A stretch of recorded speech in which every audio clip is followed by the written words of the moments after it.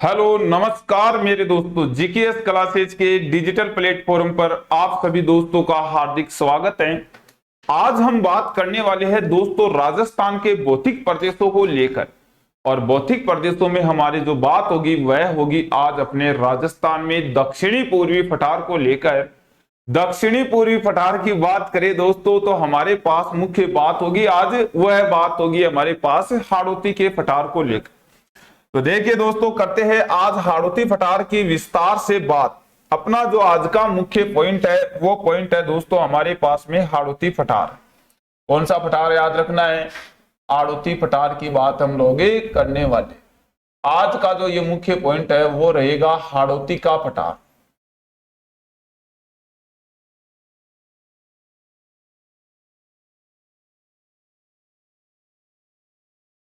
हाड़ौती का पठार। देखो दोस्तों, हाड़ौती पठार के बारे में बात करें तो इस पठार को हम लोग अपने राजस्थान में, मतलब इसका अन्य नाम क्या होगा, इसका उपनाम कह दो आप या इसका अन्य नाम कह दो। अन्य नाम यदि देखा जाए तो हम कह सकते हैं, इसे कहते हैं दक्षिणी पूर्वी पठारी भाग। दक्षिणी पूर्वी पठारी भाग। और दक्षिणी पूर्वी पठारी बाग की यदि बात की जाए दोस्तों तो हम ये कह सकते हैं कि अपने राजस्थान की दक्षिण पूर्व दिशा में है। जो दिशाएं अपने राजस्थान में इस पठार की बनती है उसको लेकर यदि बात करें तो देखो, ये अपना राजस्थान है, ये अपना राजस्थान है। और इस राजस्थान में यहां पर यदि इसको लेकर बात की जाए तो ये अपने पास में दक्षिणी पूर्वी दिशा में। इसकी यदि दिशा देखी जाए तो इसकी दिशा कौन सी रहेगी अपने राजस्थान में? तो हम कहेंगे कि इसकी जो दिशा है राजस्थान की वह दिशा रहेगी, ये दिशा रहेगी। और ये जो भाग है राजस्थान में इसी को हम क्या कहते हैं? दक्षिण पूर्व दिशा कहते हैं। और दक्षिणी पूर्व दिशा होने के कारण इस पठार को क्या कहते हैं? दक्षिणी पूर्वी पठार कहा जाता है। ये देखिए दोस्तों, ये देखिए, देखो दोस्तों, ये दिशा है राजस्थान की पूर्व दिशा, ये दिशा है राजस्थान की उत्तर दिशा, ये दिशा है राजस्थान की पश्चिम दिशा, और ये दिशा है राजस्थान की दक्षिण दिशा। बात हो रही है इस भाग की। ये दिशा है अपने राजस्थान की दक्षिणी पूर्वी दिशा। इसका मतलब क्या हुआ? ये भाग है वही भाग क्या है? हाड़ौती का पठार है।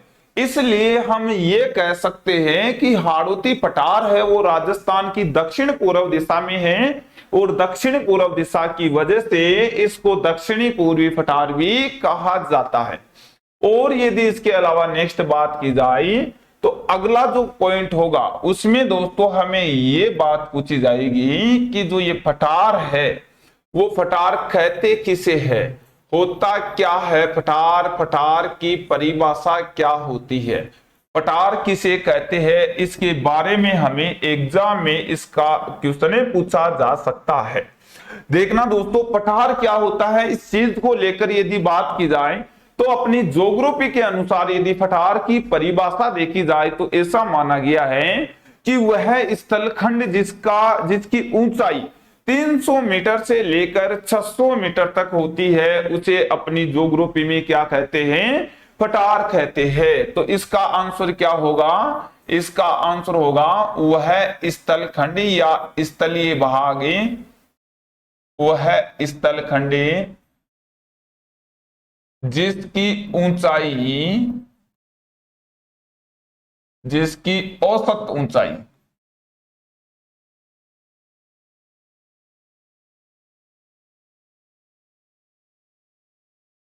समुद्र तल से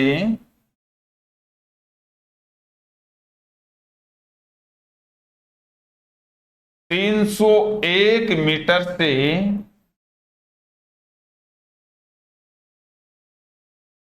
600 मीटर के मध्य होती है।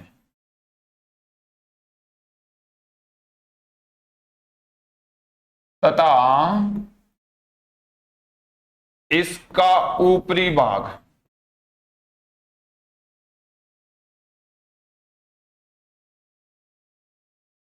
समतल होता है।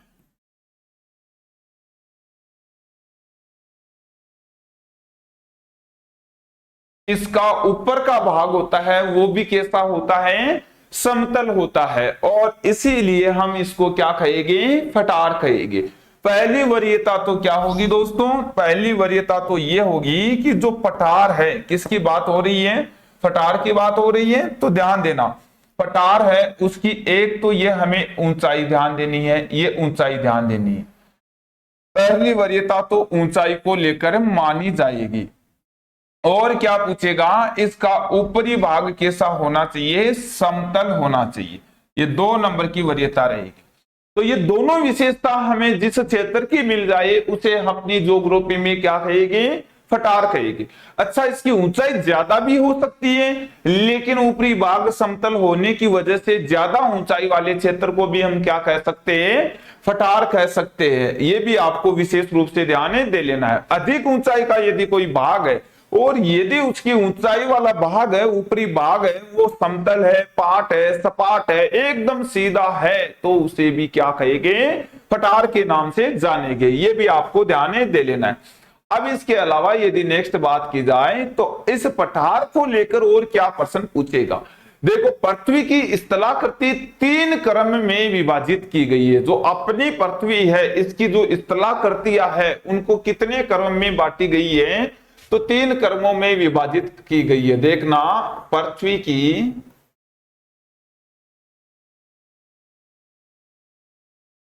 स्थलाकृतियों को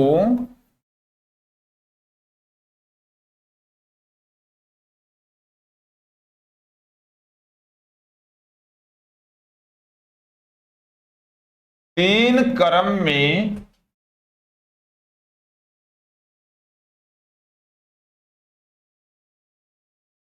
विभाजित किया गया है।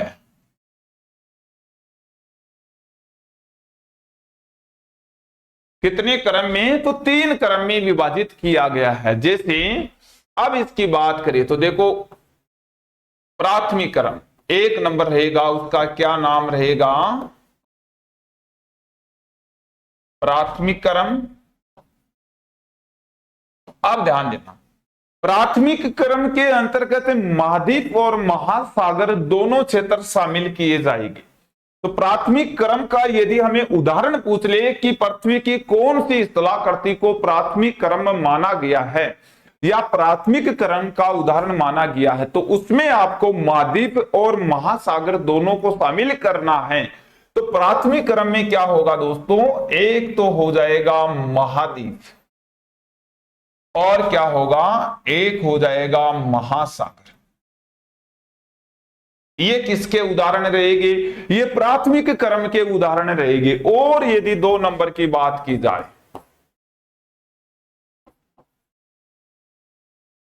तो द्वितीय क्रम, द्वितीय क्रम में क्या होगा, तो द्वितीय क्रम में ज्वालामुखी से निर्मित स्थलाकृति होती है, अंतर्जात बल से निर्मित स्थलाकृति होती है, वो द्वितीय क्रम में शामिल होती है। मतलब ऐसी संरचना जिसका निर्माण अंतर्जात बल से हुआ है वो कौन से क्रम में आएगी, द्वितीय क्रम से। अपने पठार है, इस पठार का निर्माण भी अंतर्जात स्थलाकृति से हुआ है, उसकी वजह से हम पठार को भी 2 नंबर के क्रम में रखेंगे। तो मतलब इसमें क्या कहेंगे, ऐसी संरचना जिनका निर्माण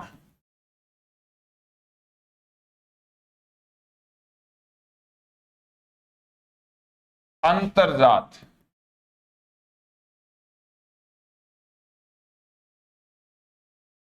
बल से हुआ है।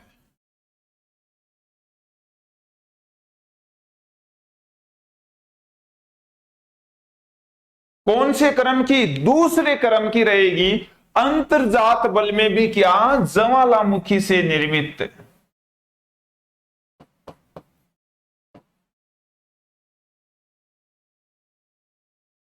से निर्मित।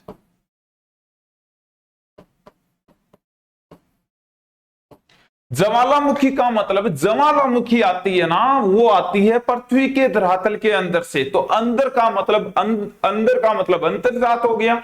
तो अंतर्जात बल का मतलब पृथ्वी के धरातल के आंतरिक भाग से जो गर्म तरल पदार्थ निकलता है और उससे कोई आकृति बनती है, उसे ही हम क्या कहेंगे, द्वितीय क्रम की आकृति का नाम देंगे। जैसे जैसे बात की जाए तो हम ये कह सकते हैं कि कोई भी पठार है, पहाड़ी है, पहाड़ है, पर्वत है, ये सब के सब किसके उदाहरण है? तो ये द्वितीय क्रम के मतलब इसका निर्माण किससे हुआ है? अंतर्जात बल से हुआ है।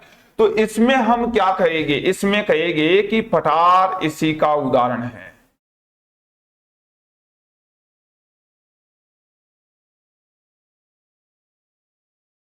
हाड़ौती का पठार यानी दक्षिणी पूर्वी पठारी भाग।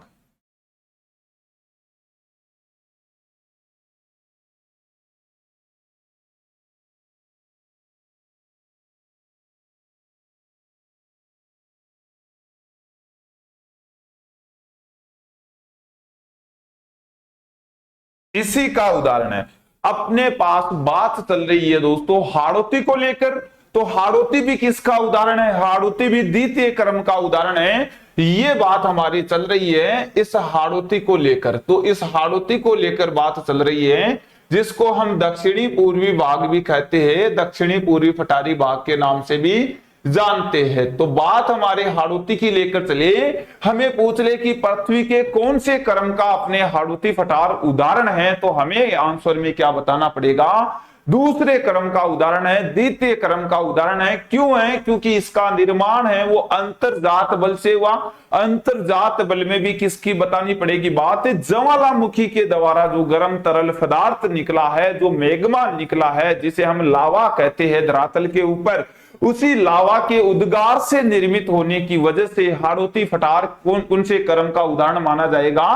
तो दूसरे क्रम का उदाहरण माना जाएगा। ये हमें विशेष रूप से ध्यान देना है। बात रहती है दोस्तों तीसरे क्रम की लेकर।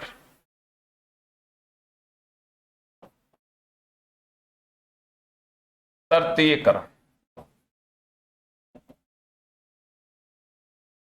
ऐसी संरचना जिसका निर्माण बहिर्जात बल से हुआ है, मतलब बाहर के बल से हुआ है, न कि अंतर्जात बल से। अंतर्जात बल का तो क्या हो गया? दूसरा क्रम हुआ। और बहिर्जात बल, बहिर्जात बल क्या होता है? जैसे कोई नदी बहती है तो नदी अपने साथ बहुत सारा अवसाद कचरा लेके जाती है, जिस क्षेत्र में ले जाकर उसको फैला देती है वहां कोई ना कोई आकृति बन जाती है। तो वह बहिर्जात बल का उदाहरण हो गया। पर्वतों के द्वारा कटा हुआ उसका चट्टानी रूप है, उसे कोई ना कोई स्थलाकृति बन जाती है, वो बहिर्जात बल का उदाहरण हो गया है। तो बहिर्जात बल का मतलब होता है अपसरण के द्वारा, निक्षेपण के द्वारा, अपर्दन के द्वारा, निक्षेप के द्वारा जो आकृतियां बनती है वो बहिर्जात के अंतर्गत शामिल की जाती है। तो देखना इसमें ऐसी संरचना जिनका निर्माण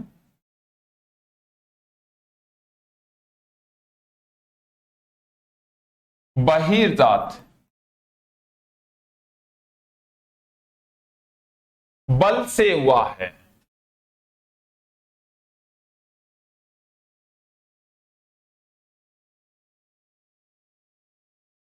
जैसे बात की जाए तो निक्षेपण के द्वारा, अपर्दन के द्वारा, निक्षेपण के द्वारा, अपर्दन के द्वारा, या फिर बात करें तो अपसरण के द्वारा जो स्थलाकृतियां बनती है वो किस कौन से क्रम की होगी? तीसरे क्रम की, है ना। तो अपसरण के द्वारा,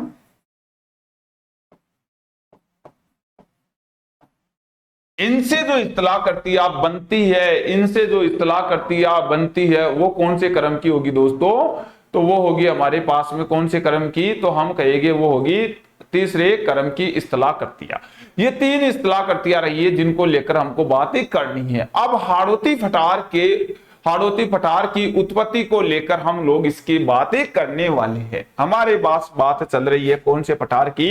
हाड़ौती की। इतना हमें समझ में आ गया कि हाड़ौती पठार है वो हाड़ौती पठार दूसरे क्रम की स्थलाकृति मानी जाती है। दूसरे क्रम में इसका निर्माण हुआ है, ज्वालामुखी से इसका निर्माण हुआ है।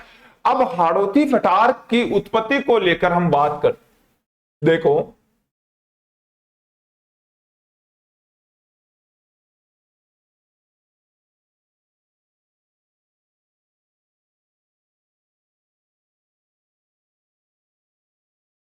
हाड़ौती का पठार,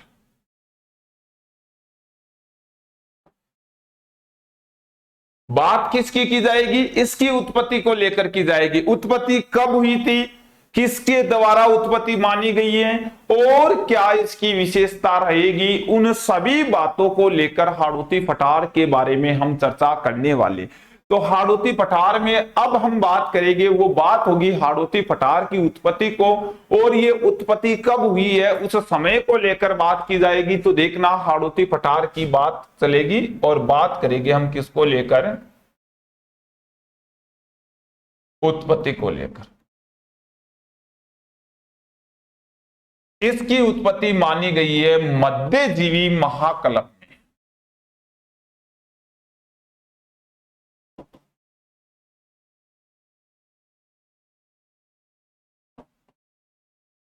मध्यजीवी महाकल्प, मध्यजीवी महाकल्प का मतलब होता है मीसोजोइक एरा में। कौन से एरा में? मीसोजोइक एरा, आपको याद रखना है।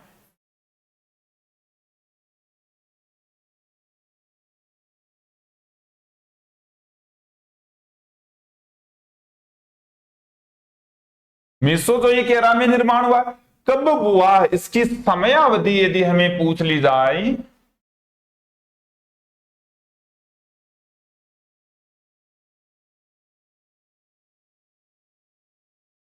मध्यजीवी महाकल्प मतलब मिसोजोइक एरा है, इसकी समयावधि कब की है? तो 24.5 करोड़ वर्ष पूर्व से लेकर 6.5 करोड़ वर्ष पूर्व की समयावधि है।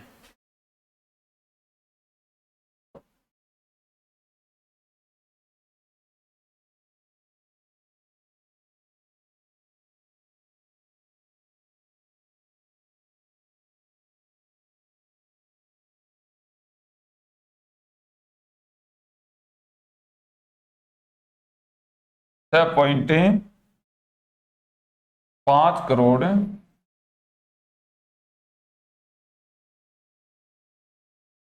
24.5 करोड़ वर्ष पूर्व से 6.5 करोड़ वर्ष पूर्व की जो समयावधि हुई है, उसी समय में निर्माण हुआ है हाड़ौती का। इस समय जो युग चल रहा था, जो काल चल रहा था, उसी का नाम पूछ ले तो क्रिटेशियस काल बताना आपको।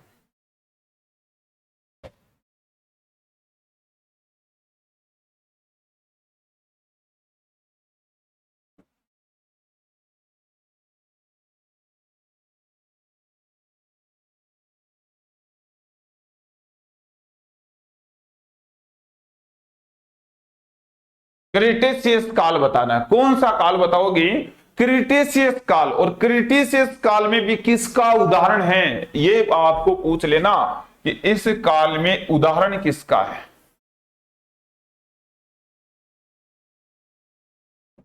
इसमें उदाहरण रहा है गोंडवाना लैंड का।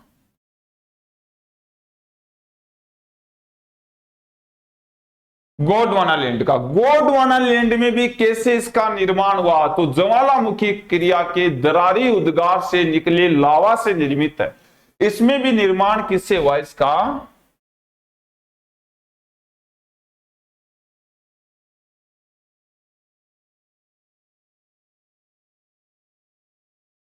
निर्माण तो बताना है।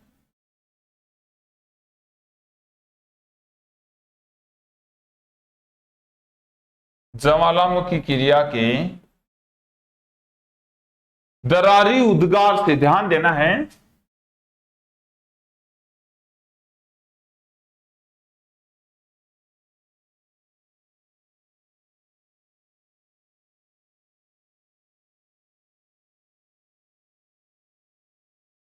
उद्गार से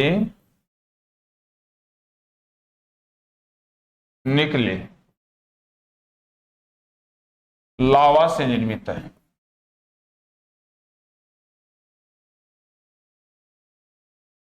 लावा से निर्मित माना गया है। अब राजस्थान में क्रिटिसिस कालीन चट्टान है वो हाड़ौती फटार की चट्टान बन गई। तो इसका हमारे पास में क्या आंसर बन गया, देखो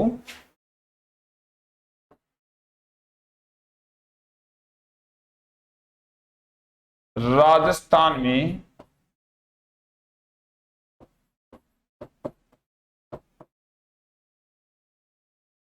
क्रिटिसिस कालीन चट्टान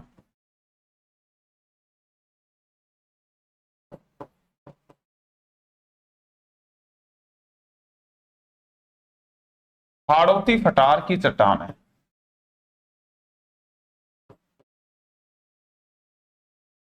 ये ध्यान देना है, क्रिटेशियस कालीन चट्टान यदि हमें पूछ ले तो हाड़ौती फटार की चट्टान बन गई है। क्यों बन गई है? क्योंकि इसका निर्माण क्रिटेशियस काल में हुआ है और इस समय की जो चट्टान है उसको क्रिटेशियस कालीन चट्टान कहते हैं। जिस समयावधि में जो चट्टान आई है उसी को नाम वही दिया गया है। तो क्रिटेशियस कालीन चट्टान है वो हाड़ौती फटार की चट्टान है और राजस्थान में द्वितीय युग की संरचना है वो भी हाड़ौती फटार है।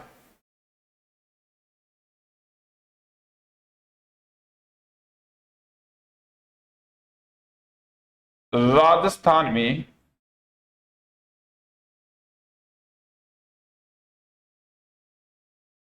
द्वितीय क्रम की चट्टान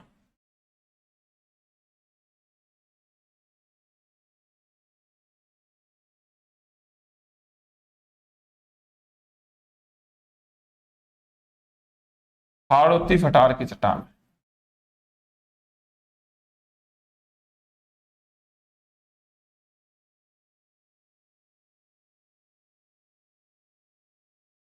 द्वितीय क्रम की जो चट्टान है वो भी हाड़ौती फटार है और क्रिटिसिस कालीन चट्टान है वो भी क्या है, हाड़ौती फटार है। अब इसका निर्माण कैसे हुआ, किस प्रकार से इसका निर्माण हुआ है, उस चीज को लेकर हम एक बार बात करते हैं कि इसका निर्माण किस प्रकार से हुआ है।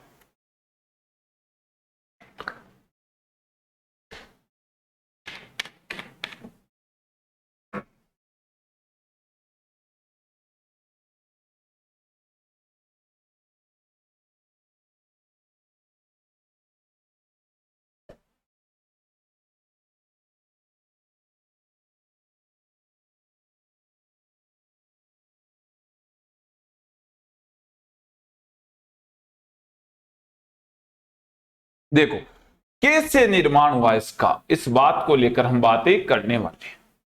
जैसे मान लो कि ये अपनी पृथ्वी है, यहां मैं बता देता हूं।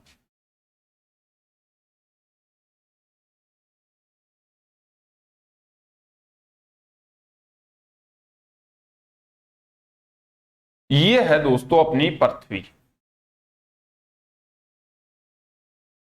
और इस पृथ्वी में इस जगह यहां है मेग्मा चेंबर।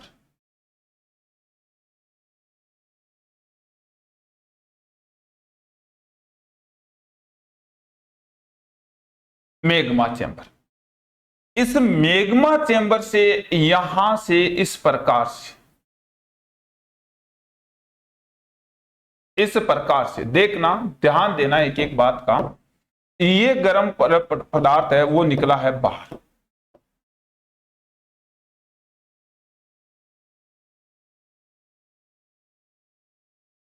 और ये इस प्रकार से अपने वातावरण में आया।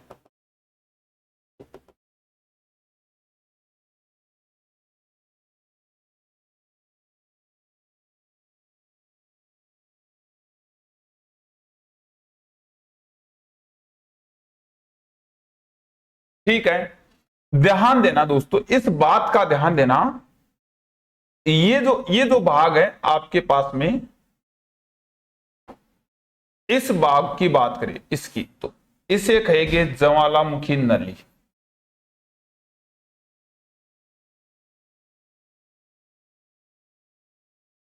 नली ज्वालामुखी से निर्मित है पठार, तो ज्वालामुखी नली। और इसमें जो ये गर्म पदार्थ है उसको कहेंगे मेग्मा। क्या कहेंगे? मेग्मा।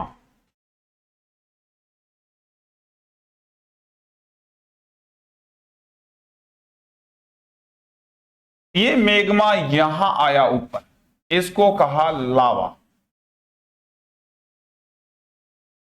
ये जो भाग है यहां का, ये मुंह मुहाना है, इसका जो ये मुंह है इसको कहेंगे ज्वालामुखी वीवर। ये भी गर्म पदार्थ है।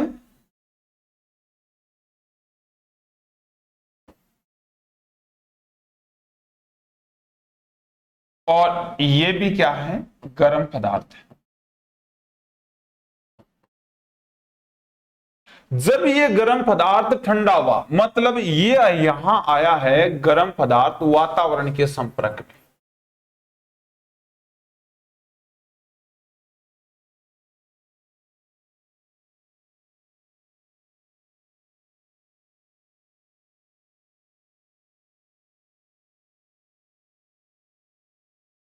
वातावरण ने ठंडा कर दिया।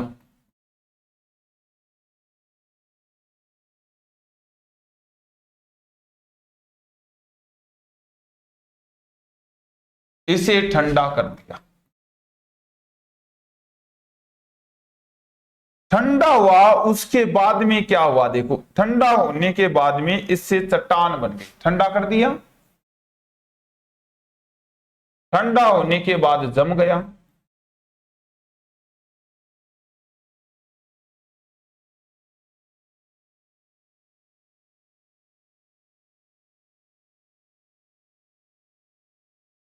धरातल पर जम गया।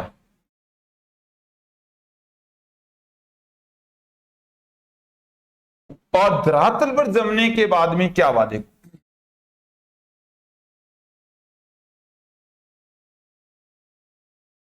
चट्टान का निर्माण हुआ। ये जो चट्टानी भाग हमारे पास में बना, ये जो चट्टानी भाग हमारे पास में बना, इसी को हम लोगों ने हाड़ौती का फटार कहा। इस चट्टान की ऊंचाई फटार के समान हो गई, तो इसको हमने क्या कहा? चट्टान का निर्माण हुआ।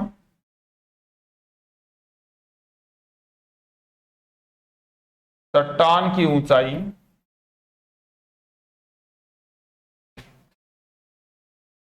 301 मीटर से 700 मीटर तक, और चट्टान की ऊंचाई 301 से 600 मीटर तक।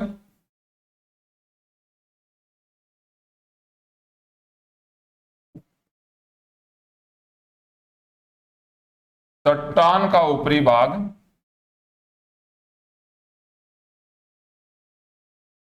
समतल था। चट्टान का ऊपरी भाग भी कैसा था? समतल था। और ये जो भाग बना ना, यही जो भाग है हमारे पास में, इसी को हमने क्या कहा है?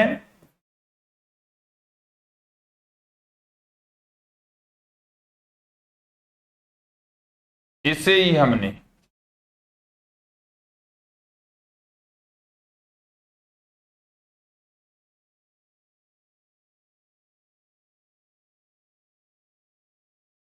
हाड़ौती का फटार कहा। क्यों कहा है? इसकी बात करें तो देखो यहां पर है,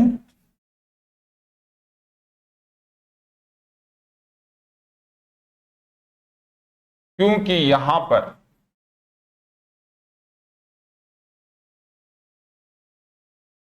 प्राचीन समय में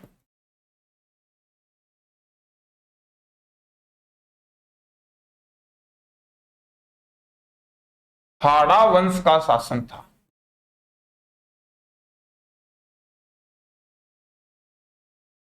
इसलिए हाड़ौती का फटार कहा है।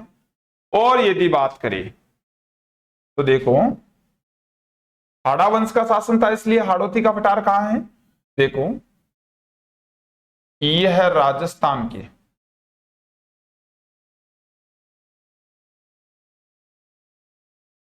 राजस्थान की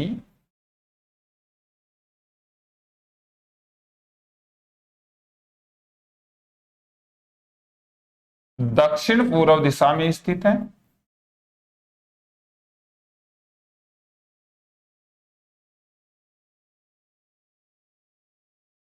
इसीलिए इसे क्या कहा है,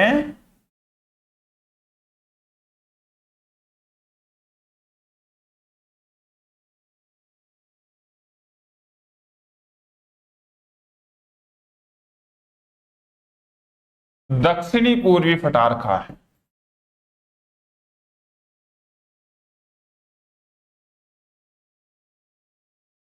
देखो, यहां के स्थानीय लोगों के द्वारा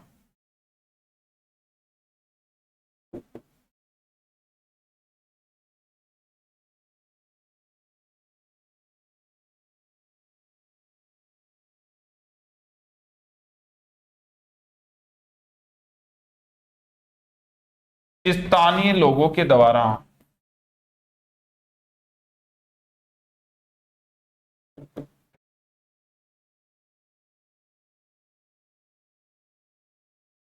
इसे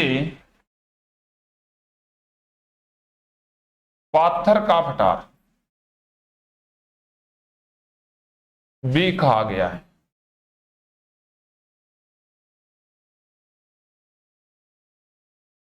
इसे पाथर का पठार भी कहा गया है। अब देखो, इसमें आपको समझना यह है, इसका निर्माण हुआ, ये ज्वालामुखी की प्रतिक्रिया से हुआ है। ज्वालामुखी की प्रतिक्रिया में यहां यदि बात करें तो इस जगह जो कार्य कर रहा था वो काम कर रहा था अंतर्जात बल।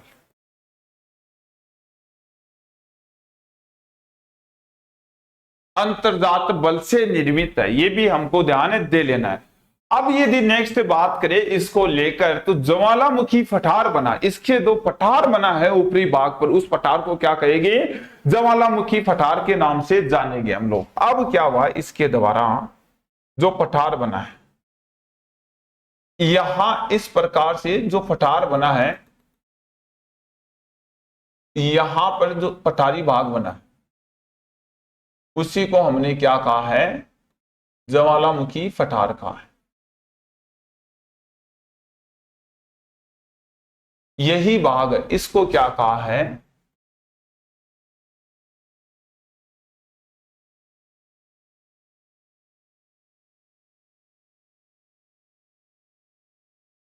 ज्वालामुखी पठार के नाम से हम लोगों ने इसको जाना है। तो ये ज्वालामुखी पठार का उदाहरण है अपने पास में हाड़ौती का पठार। और बात करेंगे दोस्तों हम नेक्स्ट कल की क्लास में। तब तक के लिए सभी दोस्तों को मेरे दिल से थैंक यू, धन्यवाद।